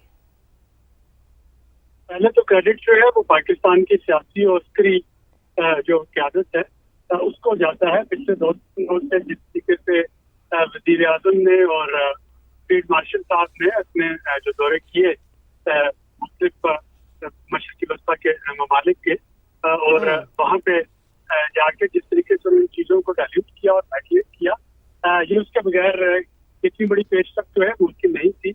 और ये इन्हीं जो ट्रिप्स थे, डिप्लोमेटिक ट्रिप्स, उसके बाद ही कल की जो लेट नाइट स्टेटमेंट थी प्रेसिडेंट ट्रंप की, जिसमें उनका कहना था कि ईरान के साथ मामला जो है वो काफी हद तक तय हो गए हैं और शायद वीकेंड पे उनके साथ बैठा जा सकता है। तो ये सारी चीजें जो है वो उसी तसलसल है, उसी पेशरफ का। लिबनान और इसराइल के दरमियान 10 दिन के लिए सीज फायर होना, आज अपना हुकूमत का खुलना, और अभी तक जो पाकिस्तान ने सीज फायर मेडिएट किया था ईरान और यूएस इसराइल के दरमियान, उसका बहाल रहना, ये यकीनन इसमें वारिंग पार्टी जो है उनको पाकिस्तान काफी हद तक मेडिएट करने में कामयाब रहा। इसका फौरी तौर पर तो पॉजिटिव इकोनॉमिक इम्पैक्ट है वो नजर नहीं आएंगे, क्योंकि रिफाइनरी का अगर आप देखें तो उनको मुकम्मल बहाल होते हुए बिल्कुल, और इंटरनेशनल मार्केट्स भी आबिद साहब बड़ी स्टेबल अब होना शुरू हो गई हैं, क्योंकि हमारे पास वो रेट्स आ रहे हैं ऑयल के और बाकी चीज़ों के। तो अच्छी बात है कि एक स्टेबिलिटी की तरफ जो है वो शिफ्ट होना शुरू हो गए। कर्नल रिटायर्ड आबिद लतीफ़ साहब मुझे ज्वाइन कर चुके हैं। आबिद साहब बेहद शुक्रिया वक्त देने के लिए। जैसा कि आबिद सुलैरी भी यही कहते हैं कि क्रेडिट तो पहले हमारी मिलिट्री डिप्लोमेसी को जाता है, पॉलिटिकल डिप्लोमेसी को जाता है। वज़ीर आज़म भी मौजूद हैं, वो भी दौरा कर रहे हैं, आज टर्की में मौजूद हैं, और इसके अलावा फील्ड मार्शल जो हैं वो तेहरान में मौजूद है। आबिद लतीफ़ साहब क्या कमेंट करेंगे? जी बिस्मिल्लाहिर्रहमानिर्रहीम, बहुत शुक्रिया जी मुझे लाइन लेने के लिए। जी बिल्कुल, आबिद सुलैरी साहब के तो हम जी कमेंट सुनते रहते हैं, देखते रहते हैं, बहुत एप्ट होते हैं, बहुत टू द पॉइंट होते हैं। बिल्कुल ठीक कह रहे हैं जी कि डेफिनेटली ये क्रेडिट तो हमारी लीडरशिप को जाता है, और ये बहुत ही अनप्रेसिडेंटेड है जी, क्योंकि सबसे इसमें जो मुश्किल मैं समझता हूँ कि अगर कोई चीज थी इन सारे प्रपोजल्स और काउंटर प्रपोजल्स के अंदर, तो वो स्ट्रेट ऑफ होर्मुज़ का था, क्योंकि जिस तरीके से कॉन्फ्लिक्ट अब कन्वर्ट होके उस जियोग्राफिकल एंटिटी के ऊपर आ गया था, जिसको कोई भी जिससे स्टेप बैक करने को तैयार नहीं था, तो आई थिंक उसका हल होना, इस तरीके से हल होना, और मैं समझता हूँ जी ये बहुत इट्स अ ग्रेट अचीवमेंट। ये इसमें जितना भी हम अप्रिशिएट करें अपनी कन्वेंशनल डिप्लोमेसी को, जो प्राइम मिनिस्टर साहब ने जिसको लीड किया, और मिलिट्री लीडरशिप डिप्लोमेसी को जिसको जनरल आसन ने, CBS जो है उन्होंने लीड किया, आई थिंक वो कम है। और ये इस पूरे रीजन के लिए बहुत खुशाइन है, पूरी ग्लोबल इकोनॉमी के लिए बहुत खुशाइन है, क्योंकि ये आप देखें जो स्टेट्स जो हैं, जो पूरा ग्लोबल फाइनेंशियल सिस्टम है, वो रिसेशन की तरफ जा रहा था। हर जगह पे जो था एक इकोनॉमिक क्रंच डेवलप हो रहा था, एक स्कैर्सिटी डेवलप हो रही थी, एग्रीकल्चर इफेक्ट हो रही थी, कॉमर्स इफेक्ट हो रहा था, इंडस्ट्री इफेक्ट हो रही थी। तो आई थिंक ये चीज, और प्लस उससे ज्यादा जो जियोपॉलिटिकल अपहीवल था, वो जनरेट हो रहा था यहाँ से, जिसमें एक ऑलरेडी वॉलेटाइल रीजन के अंदर जो है एक वॉलेटिलिटी में इजाफा हो रहा था, कम्प्लेक्सिटी में इजाफा हो रहा था। तो ये बहुत अच्छी बात है जी। और सून अब लगता ये है कि इंशाल्लाह जो इसका कल्मिनेटिंग इफेक्ट है, क्योंकि सीज फायर से लेके फिर formulation of an agreement and then उसके ऊपर जो अमल दरामद है वो सून उसके लिए इस्लामाबाद में जो है जी ये दोबारा से ये शुरू होगा। और ये प्रोसेस जो हर्डल्स हैं, almost all the hurdles have been address. जो न्यूक्लियर वाला इशू है वो भी कोई बहुत मुश्किल नहीं है। अगर स्टेट ऑफ हॉर्मुज़ का मसला हल हो सकता है तो न्यूक्लियर वाला तो वो वाला भी हो सकता है। उस पर आबिद लतीफ साहब, उस पर अमरीकी मीडिया ये कह रहा है कि ईरान अपने अफजूदा यूरेनियम के जखीरे से दस्तबरदार होगा। ये अमरीकी मीडिया रिपोर्ट कर रहा है। डॉक्टर जमील खान साहब, आपकी तरफ आती हूँ। सदर ट्रंप की पर्सनैलिटी बहुत शेकी है, अनप्रेडिक्टेबल है। अभी कुछ कहते हैं, कुछ लम्हों के बाद कुछ और कह देते हैं। तो डॉक्टर साहब, अपने अमेरिकन में भी उनकी रिप्यूट जो है उसको काफ़ी डैमेज हुआ है, क्योंकि लोग एक्सपेक्ट नहीं कर रहे थे उनसे, जिन्होंने उनको वोट दिया या जो लोग उनको लेकर आए। आपको क्या लगता है कि अभी जो आगे इलेक्शन आने वाले मिड टर्म के, उसमें क्या पोजीशन रहेगी?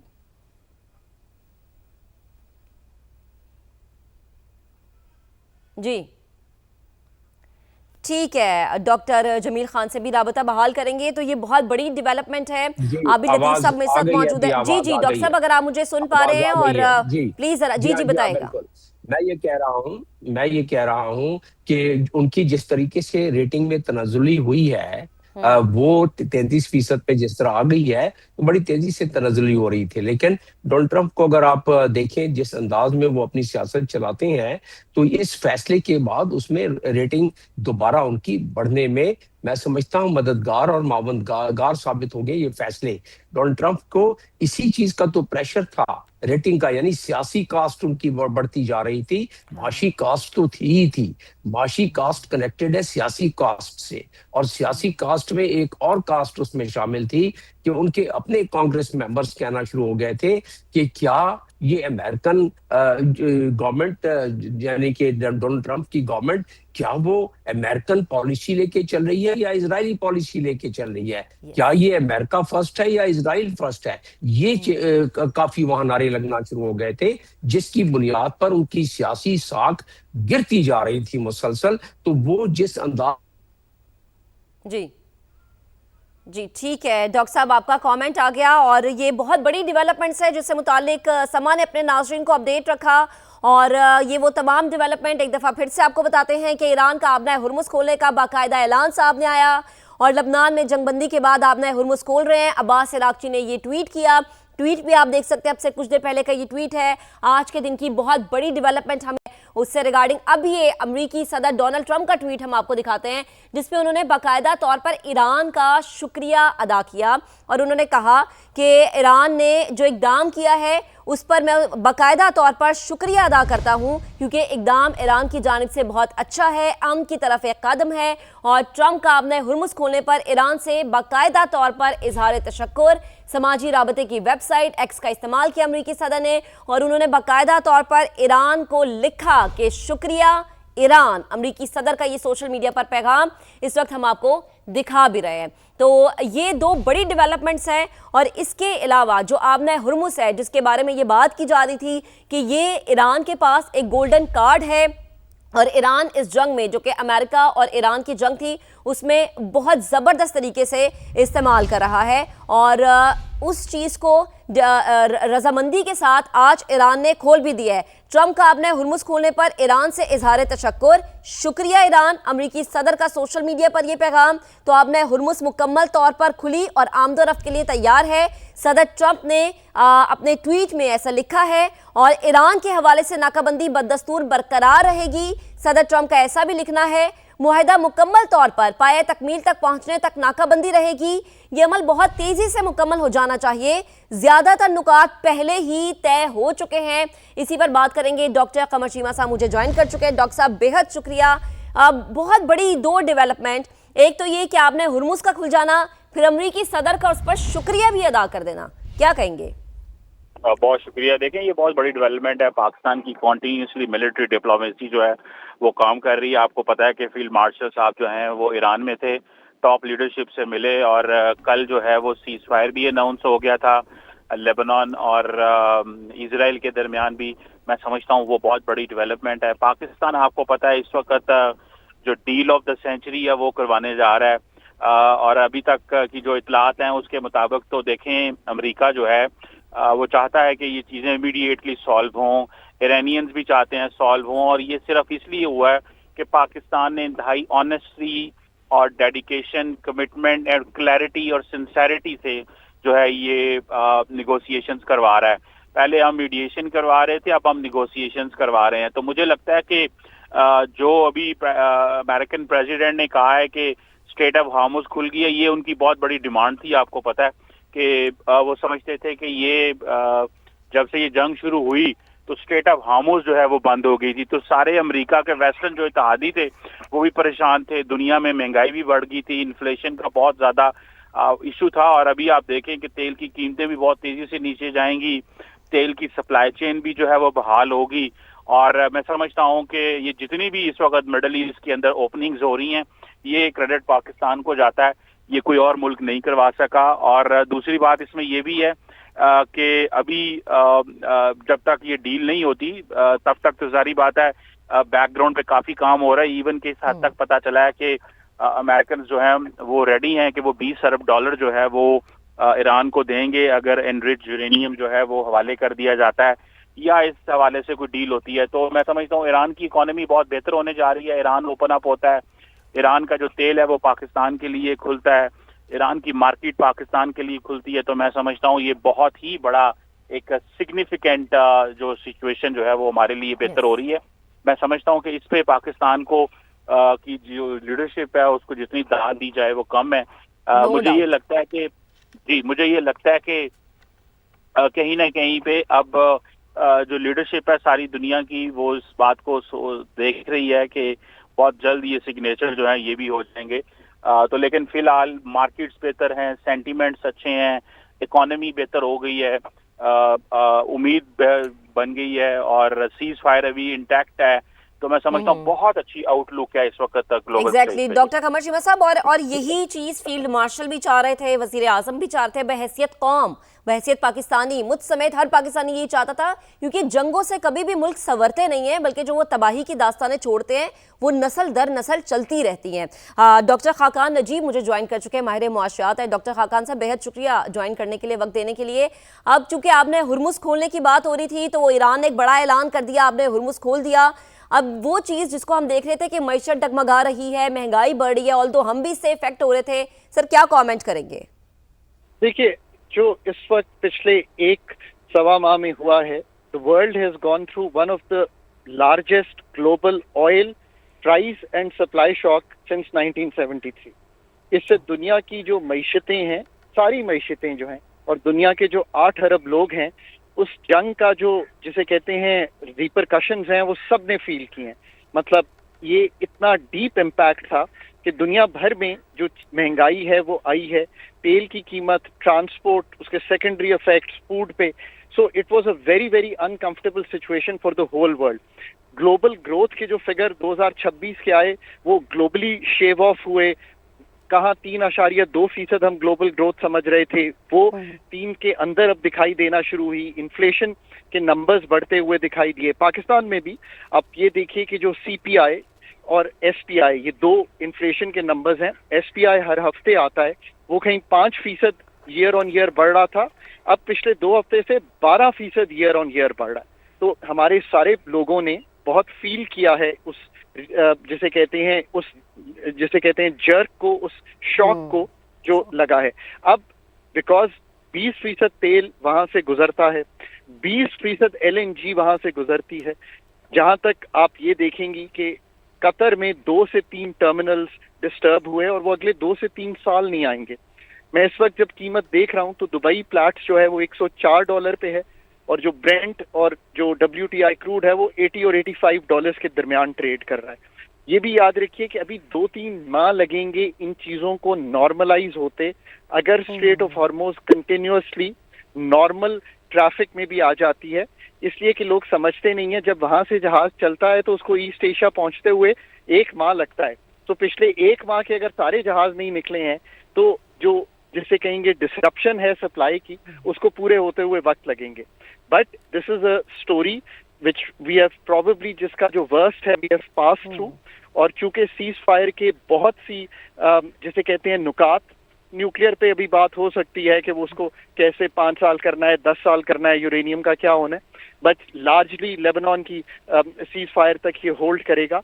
बट अभी भी we have to keep moving in the small steps, because दुनिया की 8 अरब लोग इसके मुतहम्मिल नहीं हो सकते जिसमें से इस चीज से हम गुजरे हैं। अब पाकिस्तान के लिए अगेन मैं हमेशा कहता हूं कि पहला स्ट्रक्चरल चेंज मैंने पिछले 20 साल में देखा है, वो हमारी इमेज का है। हमारा image from front line state involved in skirmishes और उस तरह से चेंज होकर अब एक मिडिल सॉफ्ट पावर का सामने आया है। ये एक स्ट्रक्चरल शिफ्ट है पाकिस्तान में, और मैं बहुत बात करता हूं कि स्ट्रक्चर्स तब्दील करने की जरूरत है। सो आई एम हैप्पी टू से कि पाकिस्तान ने एक एटलीस्ट अपना स्ट्रक्चरल शिफ्ट किया है, और Pakistan, the whole of Pakistan deserves credit, क्योंकि एज ए नेशन पाकिस्तान का जो वक़ार है वो बिल्कुल तब्दील हो गया है। 10 मई 2025 को भी तब्दील हुआ था, पर इस दफा जो तब्दीली है वो जिसे कहेंगे देरपा है, पर इसका फायदा या इसका इकोनॉमिक प्रॉस्पेरिटी को इसमें टर्न करना, that is a very very different thing. मैं नहीं चाहता कि हम ये सारी गुफ्तगू करके लोगों की एक्सपेक्टेशन रेज कर दें और ये ना कहें कि महबूबुल हक ने, मैं एक अखबार पढ़ रहा था डॉन, 1985 1 जनवरी को एक बयान उनका फ्रंट पेज पे छपा, वो मिनिस्टर फॉर प्लानिंग थे, कि जो लोड शेडिंग है वो 1 साल में खत्म हो जाएगी। आज 2026 में भी मुल्क 2 से 8 घंटे की लोड शेडिंग से गुजर रहा है। सो जब तक हम इस सारी चीज को टर्न अराउंड करें अपनी इकोनॉमिक प्रॉस्पेरिटी में, तो हमें अपने घर की जो चीजें हैं जिसमें बहुत बिगाड़ है, चाहे वो एनर्जी सेक्टर बिल्कुल हो, डॉक्टर साहब, उसको दुरुस्त करने की बड़ी जरूरत है। कुछ इकोनॉमिस्ट ये कहते हैं कि ये जो ट्रेड एक शिफ्ट हो जाएगी, चूंकि जाहिर सी बात है ट्रस्ट भी शिफ्ट हुआ, गल्फ कंट्रीज का बड़ा ट्रस्ट था अमेरिका पर, और फिर जो वहां पर हाल हुआ तो सवाल यही उठा कि जब हमें आप सिक्योरिटी नहीं दे सकते तो आपके यहाँ पे मिलिट्री बेसिस होने का क्या फायदा। अब एक ट्रेड शिफ्ट करने की बात कर रहे हैं कि पाकिस्तान के लिए नई राहें खुलेंगी, लेकिन फायदा तो हम तभी उठाएंगे ना जब हमारी पॉलिसीज बेहतर होंगी, जब हमारी मईशत अच्छी राह पर गामजन होगी। पहले हम सुनते थे कि मईशत जो है वो आईसीयू में जा रही है और उसको भी निकाला गया वहाँ से, लेकिन आईएमएफ की छतरी तले अभी भी हम सांस ले रहे हैं, हमें इस बात को याद रखना है। तो वो जो पॉलिसी अच्छी बनाने की बात हो रही है, डॉक्टर साहब जरा इस पर रोशनी डालिएगा कि वो पॉलिसी कैसे अच्छी होगी। फिर कोई भी मुल्क जो आईएमएफ के पास जाता है, IMF is the doctor of the ICU. इसका मतलब ये है कि 24 बार 78 साल हिस्ट्री में पाकिस्तान आईएमएफ के पास गया है। Now that can never be a good story. मैं मिसाल दिया करता हूं कि मेरे वालिद साहब 94 इयर्स उन्होंने जिंदगी काटी, और 94 में से जिंदगी में एक दफा आईसीयू के डॉक्टर के पास उनको जाना पड़ा, वो भी एक फॉल हो गई थी। सो पाकिस्तान में अगर अब आपने पॉलिसी साजी को ठीक करना है और अगर सुखम निकालने हैं, तो आपको बहुत जिसे कहेंगे प्रोफेशनलाइज करना पड़ेगा एनर्जी सेक्टर को, नंबर 1, बिकॉज एनर्जी सेक्टर महवर है उन चीजों को जो आप दुनिया को बेचना चाहते हैं। पाकिस्तान हब है इस वक्त सेंट्रल एशिया, ईरान, चाइना और मिडिल ईस्ट का। इसमें मुझे कोई दो आरा नहीं है।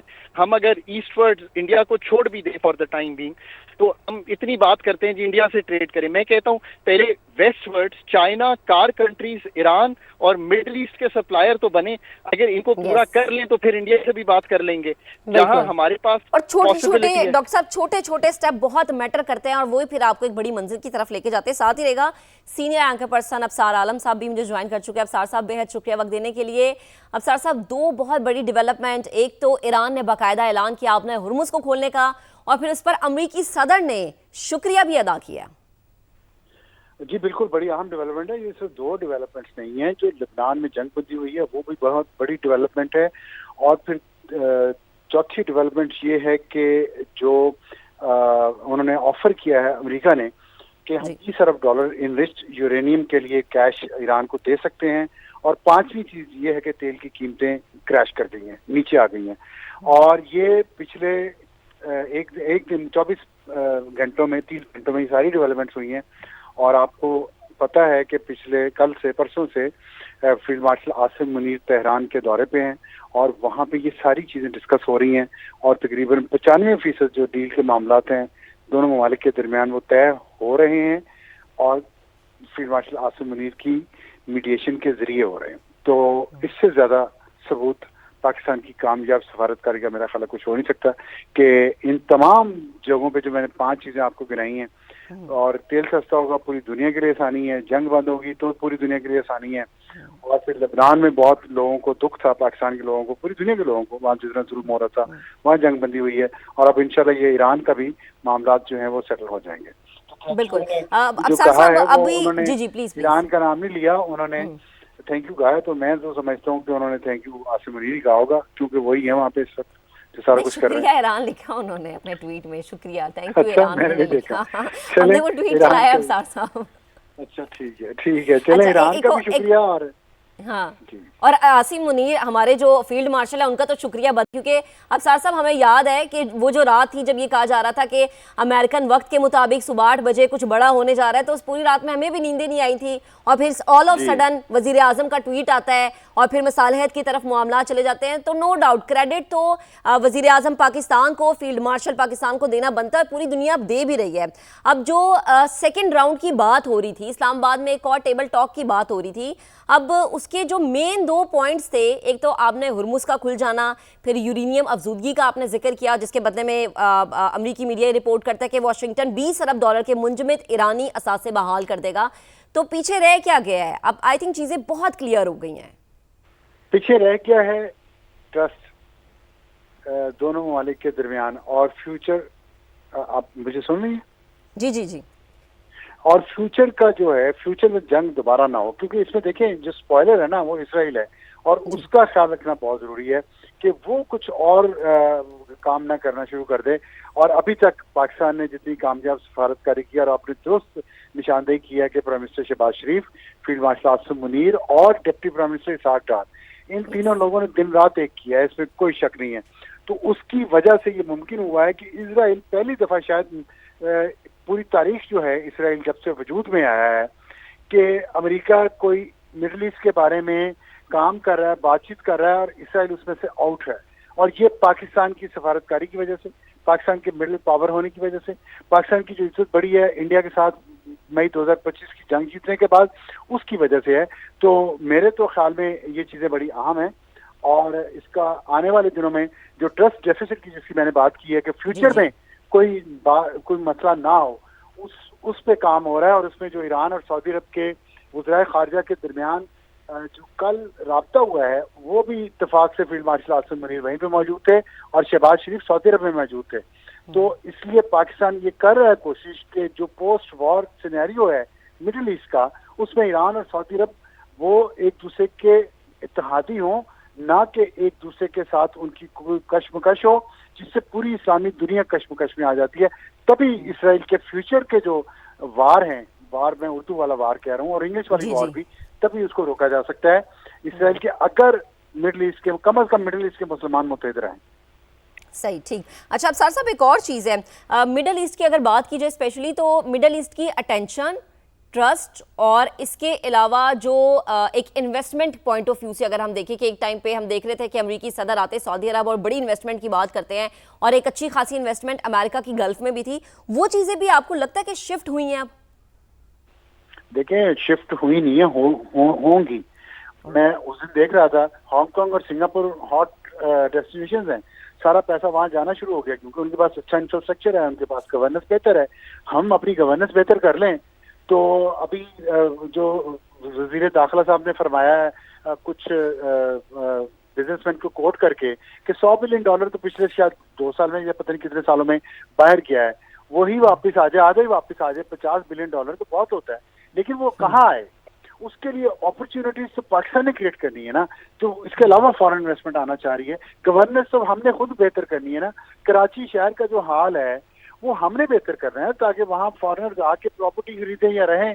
तो वहाँ अगर मोबाइल फोन ही सड़कों पर छीन के ले जा रहा है तो कैसे फॉरेनर्स वहाँ पे आएंगे? इसी तरह गवादर है, उस पर इतना अच्छा बड़ा एयरपोर्ट बन गया है, सी पोर्ट बन गया है, वहाँ पे सिक्योरिटी इंश्योर हो, वहाँ पे कुछ पॉलिसीज हमारी ऐसी हों, कोई इकोनॉमिक जोन लोग वहाँ पे आए, हम उस सी पोर्ट को मलेशिया को लिंक करें। तो ये बहुत अपॉर्चुनिटीज हमारे पास बहुत हैं। और इन्वेस्टमेंट बाहर निकल भी रही है मिडिल ईस्ट से, लेकिन वो हमारी तरफ नहीं आ रही। मैंने तो ये सुना, बल्कि मैंने ब्रेकिंग न्यूज भी दी थी उस दिन अपने ही टीवी चैनल पे कि ये सुना पे कि यहाँ से तो लोग मजीद पैसा हुंडी हवाला के जरिए बाहर भेज रहे हैं, जिसपे FIA को कार्रवाई करनी चाहिए कि अब जो दुबई में प्रॉपर्टी की कीमतें गिरी हैं, पाकिस्तानी वहां जा जाके धड़ाधड़ खरीद रहे हैं, वो जिनके पास नहीं थी पहले, क्योंकि उनका भी शौक पूरा करने का दिल करता है। तो ये हमारे इदारे जब इस तरह के काम नहीं करेंगे तो फिर हम दूसरों को कैसे अट्रैक्ट करें? ये बड़ा एग्जैक्टली हम जब तक वो रोड्स ही नहीं बनाएंगे, वो सहूलियात ही नहीं देंगे, तो बाहर का इन्वेस्टर कैसे अट्रैक्ट होगा और कैसे पाकिस्तान में आके इन्वेस्टमेंट करेगा? अफसार साहब आप साथ रहेगा। अब ये खबर आ रही है कि वजीर आजम मियां मोहम्मद शहबाज शरीफ का दौरा तुर्किया, वजीर आजम की अंतालिया डिप्लोमेसी फोरम के मौके पर आलमी रहनुमाओं से मुलाकातें हुई हैं। वजीर आजम शहबाज शरीफ की तुर्की के कतर से भी मुलाकात हुई है। तो आपको अपडेट करें कि वजीर आजम शहबाज शरीफ की कज़ाकिस्तान और आज़रबाईजान के सदूर से भी मुलाकातें हुई हैं। वजीर आजम शहबाज शरीफ की कतर के हम मनसब से गैर रस्मी मुलाकात हुई है। तो वजीर आजम मियां मोहम्मद शहबाज शरीफ का दौरा तुर्की, और डेवलपमेंट ये है कि वजीर आजम के अंतालिया डिप्लोमेसी फोरम के मौके पर आलमी रहनुमाओं से मुलाकातें। वजीर आजम शहबाज शरीफ की तुर्की के सदर और अमीर कतर से मुलाकात हुई है। ये इस वक्त आप मनाजिर देख भी सकते हैं, और ये अब से कुछ देर पहले के मनाजिर हैं। वजीर आजम शहबाज शरीफ की कज़ाकिस्तान और आज़रबाईजान के सदूर से भी मुलाकातें हुई हैं। ये मुख्तलिफ मुलाकातें हैं वजीर आजम पाकिस्तान की मुख्तलिफ ममालिक के सदूर से, जिससे मुतालिक आपको अपडेट कर रहे हैं। वजीर आजम मियां मोहम्मद शहबाज शरीफ की कतर के हम मनसब से भी गैर रस्मी मुलाकात हुई है। और इस वक्त ये जो तस्वीरी मनाजिर हम आपको दिखा रहे हैं, जो इस वक्त विजुअल्स दिखा रहे हैं, वजीर आजम रजब तैयब एर्दोआन के हमरा मौजूद है। बहुत गर्मजोशी से उन्होंने उनका हाथ पकड़ा हुआ है, और ये एक सिफारतकारी, कामयाब सिफारतकारी की मिसालें हैं जो कि पूरी दुनिया अब इसकी मुतरिफ है। आबिद लतीफ़ साहब मुझे ज्वाइन किए हुए हैं, उनसे बात करेंगे। आबिद साहब, पहले तो ज़रा इन मुलाकातों पे हम बात करते हैं, फिर जो डेवलपमेंट्स है उस पर भी देखेंगे। मुझे बताएगा कि वज़ीर आज़म की तुर्की में मौजूदगी और बड़ी बड़ी मुलाकातें। जी बहुत शुक्रिया जी मुझे इनवाइट करने के लिए। जी बिल्कुल, ये बहुत बड़ी डेवलपमेंट थी, बड़ी सिग्निफिकेंट डेवलपमेंट है। और जैसे प्राइम मिनिस्टर साहब की मुलाकात कतर में भी हुई, जहाँ उनका बहुत जबरदस्त इस्तकबाल भी हुआ, और फिर बहुत सारे अमूर पे बात भी हुई, और फिर तुर्किया में भी। तो आई थिंक जी ये पाकिस्तान ने जो अपना जो डिप्लोमेटिक ड्राइव है उसके थ्रू न सिर्फ ये कि एक बहुत बड़ा दुनिया का जो मसला था उसको, और जो ऐसा कॉन्फ्लिक्ट जो कि डिकेड से था उसको एक हल की तरफ ले गया है, बल्कि पूरे रीजन के अंदर स्टेबिलिटी और एक तरह से जो एक अमन और एक इकोनॉमिक एक्टिविटी जनरेट करने के सारे मौके भी पैदा कर दिए। अभी जैसे आप इकोनॉमी की बात कर रहे थे जी, तो अब डेफिनेटली नेक्स्ट फोकस तो जो है वो इकोनॉमी ही होना चाहिए, क्योंकि जो आपकी जो एलिमेंट्स ऑफ नेशनल पावर है उनमें सबसे इम्पोर्टेंट इकोनॉमी है, और उसके लिए जरूरी है कि आपकी जो कंट्री की इंडस्ट्रियल बेस है वो फंक्शन करे। ये 21st सेंचुरी है, इसमें आप खाली एग्रीकल्चर पे या बाकी चीजों पे नहीं कर सकते। इसके साथ साथ अब ज़ाहिर इम्पोर्टेंस मिनरल्स की और AI की और इन चीजों की भी बढ़ रही है। तो पूरा एक कॉम्प्रिहेंसिव प्लान, जैसे 5 years प्लान पहले आते थे, उनको मॉडर्न एस्पायरेशन से आई थिंक हमआहंग होके तो फिर आई थिंक हम एक उस जर्नी की तरफ चल सकते हैं जिसकी अब बहुत जरूरत है, ताकि हम अपनी जो एक कम्प्रीहेंसिव सेंस ऑफ सिक्योरिटी है उसको अचीव कर सकें। सही, ठीक। अच्छा आबिद साहब, एक चीज़ और भी इसमें काबिल गौर है कि हमने देखा कि एक काफ़ी अरसे तक ईरान और अमेरिका टेबल पे नहीं आए, और उन्होंने किसी भी तरह के नेगोशिएशंस पर जो है वो रजामंद नहीं हुए। इस पर मैं आपका कमेंट लूँगी। अभी एक बड़ी खबर आ रही है कि अमेरिकी सदर ने इसराइल को लबनान पर बमबारी से रोक